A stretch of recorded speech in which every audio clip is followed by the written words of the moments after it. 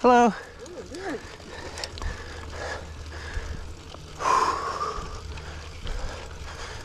Hey y'all, it's Troy checking in here with a new bike.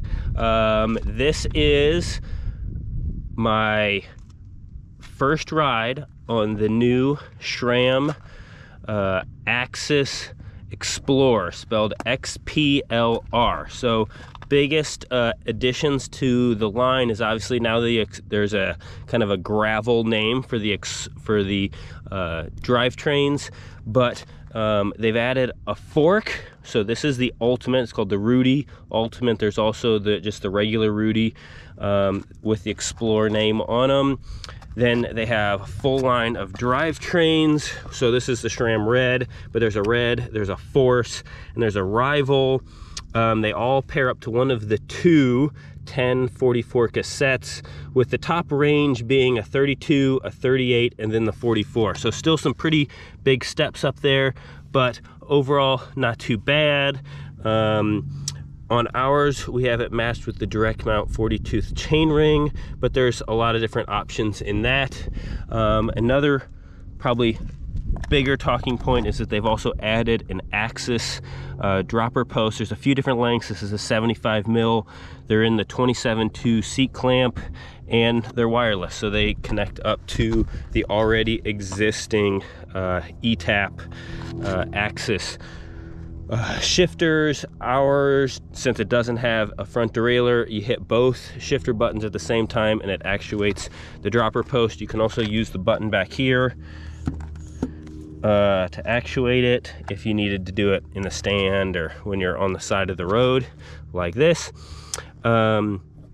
Overall drivetrain is pretty cool. The derailleur is compatible with the 1044 and the 1036, but for anyone who might have the 1050 setup with the Eagle cassette, that is not compatible. So if you did want to try this 1044 option, you would have to get derailleur and cassette. So that would be fairly expensive investment to try the different range. Also added is the new Zip, what they're calling the 101 Explorer. Essentially, it's the Zip Moto wheel that came out a couple years ago for the mountain bike side.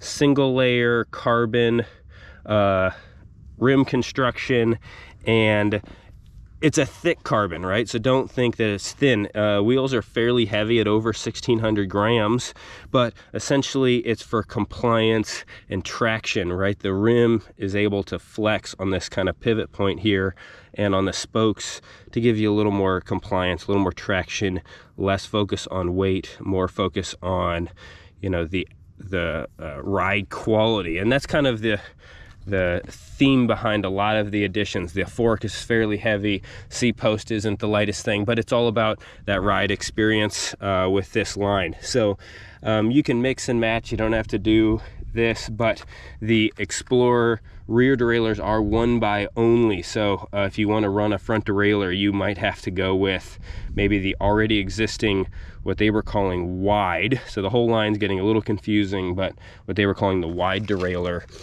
and front derailleur that is what 2.5 mil wider away from the frame. So this is gonna be first ride.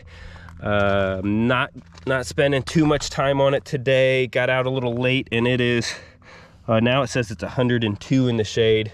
On the climb there, it was a little over 110 degrees. So just in a quick loop, make sure that everything is working well, and then tomorrow or later this week we'll get out early and do a real shakedown. But so far so good. Biggest disappointment, I actually went back to the car because I heard something rattling, and I thought maybe I forgot to tighten the stem or whatever. Turns out, I don't know if you can hear this, but the lockout rattles. The lockout lever here it's just rattling, and it feels loose. So that's kind of chintzy, especially since this is the Ultimate. This is the higher end version fork. So that's a little disappointing. It'll likely break off, but I'll likely never use it either. I'm just gonna leave it open. I adjusted the rebound, adjusted the pressure to my weight, 30 mil of travel, so not a whole lot of travel. Very, very progressive. So pretty supple at the top, really firm. Just a couple mils in and it gets really firm. So it's to just take some of the hard edges off. We're gonna send it down this little single track here. It's pretty chunky, so it should be a good test, and should be pretty fun. So we'll see how it goes. Okay, so did just this real steep little climb there. This is gonna be my first real descent on it. We got the dropper post, suspension fork. Let's see how it goes. Oh, I should get my glasses on. It's real warm today. Like I said, about 105, 110. Not too many people out. That's kind of why I wanted to come out and try it before I figured there wouldn't be too many people out. I will say that fork is pretty nice. Sage Titanium, who made the bike for me, has really done a pretty good job of altering the geometry of this frame for the suspension. Head tube's a little long, personally. I would have liked it to be a little shorter. Front end feels high. Like right now it feels really high.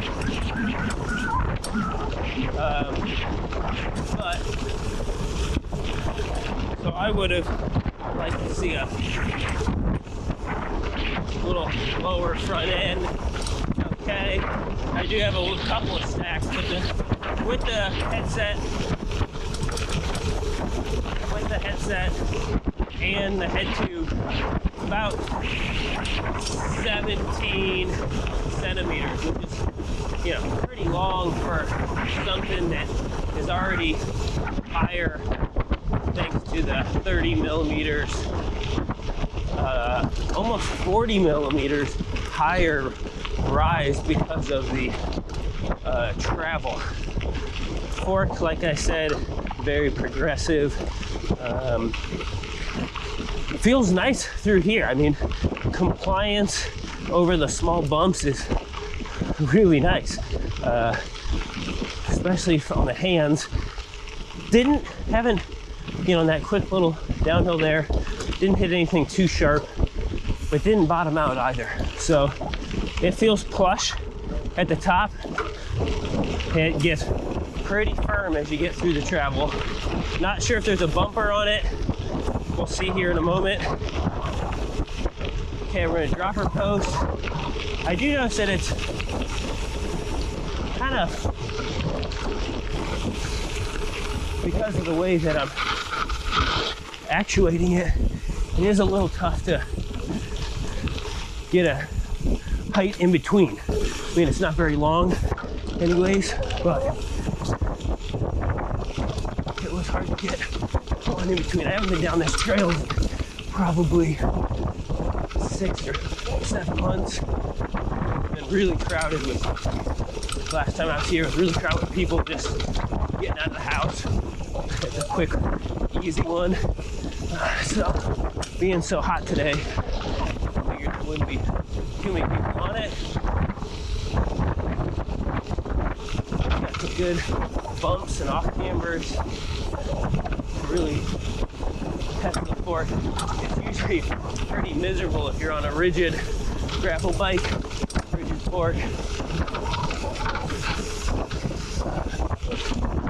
Definitely not a mountain bike, right? But it's not bad. And as some of you I know, I'm a pretty big fan of suspension gravel bikes.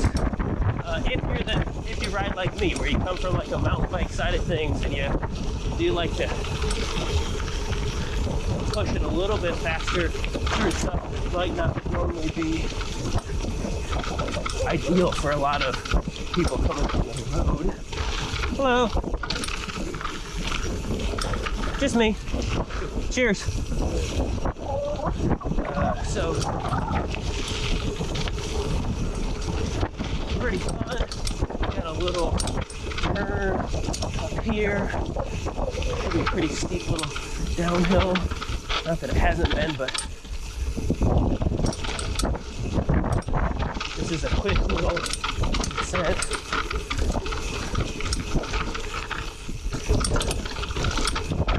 Okay.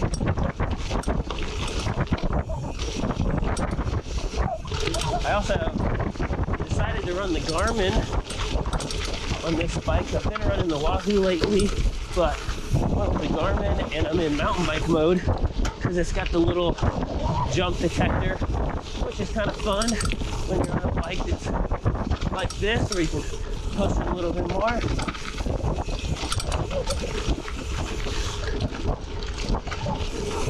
Oh, didn't quite get the bunny hop high enough to make it over. Caught the back tire on the edge of that. Luckily the saddle was low, so just caught the end of it.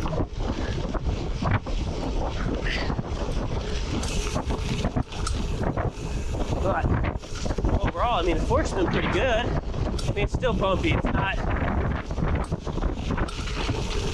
It's not a mountain bike fork by any means. It's not meant for that. It's really to help kind of give you more compliance on the small bumps. These rocks are a little big and they're embedded, so they're not really moving when you hit them. So it is pretty nice for that. But it's no complete Cadillac like a mountain bike. I'm hiking in here. Hello. Just me.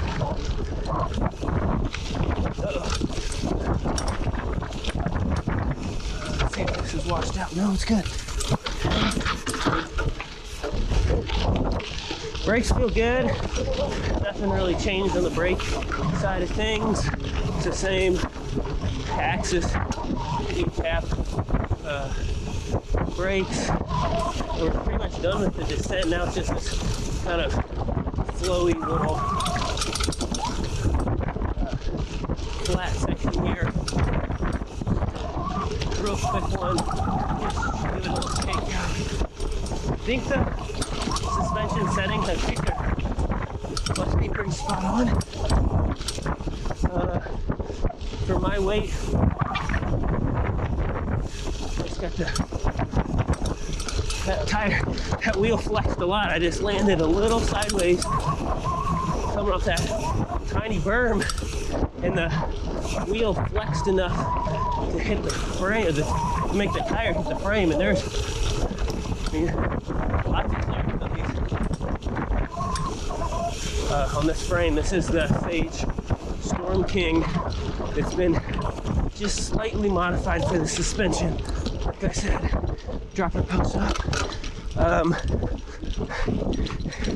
And I just got the wheel to flex enough that the tire hit the frame.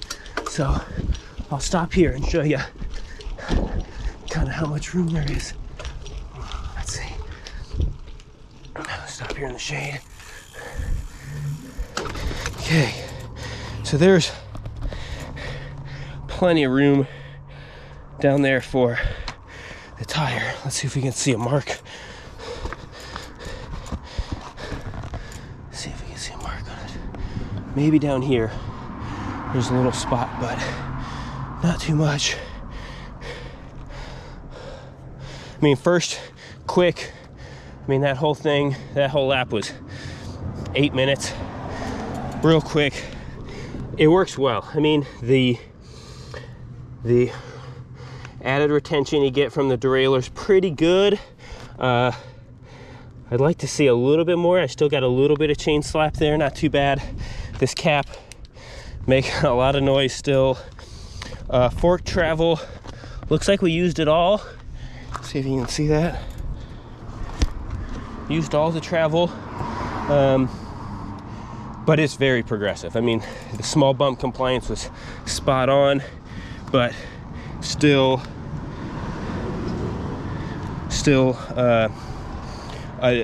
stiff enough that I didn't feel like I bottomed it out. I mean, overall, quick ride, real fun. A little disappointed in, you know, how confusing the naming is on this whole thing, with the not as much cross compatibility as I'd like to see. So the whole SRAM line is a little convoluted at this point, but it is what it is. Dropper post, sweet, I like that. Might put a single button add-on remote rather than the dual tap thing, just to make it easier to actuate the dropper post.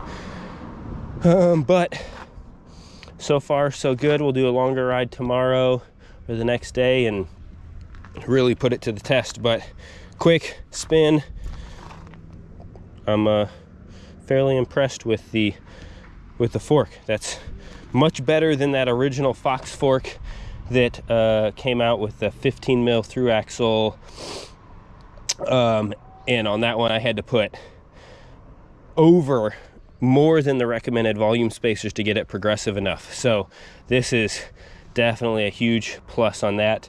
One thing I did notice, and this is probably more of a small detail that just got overlooked from the Sage side of things, but the front axle is a 5 mil, and Dave Rosen, who's a great guy, has got a 6 mil for the rear. So it's a Robert axle project axle that he's using, and it uses a 6 mil head. So it'd be cool if those were the same. Obviously Dave's using what he's got, and his normal kind of rigid fork uses a 6 mil. So I guess I can't be too picky, but little details like that just make life easier if you get flats or if you want to carry minimal amount of tools. So that's it. Let me know if you have any questions, and I'll post a longer clip going down riding it on some more terrain.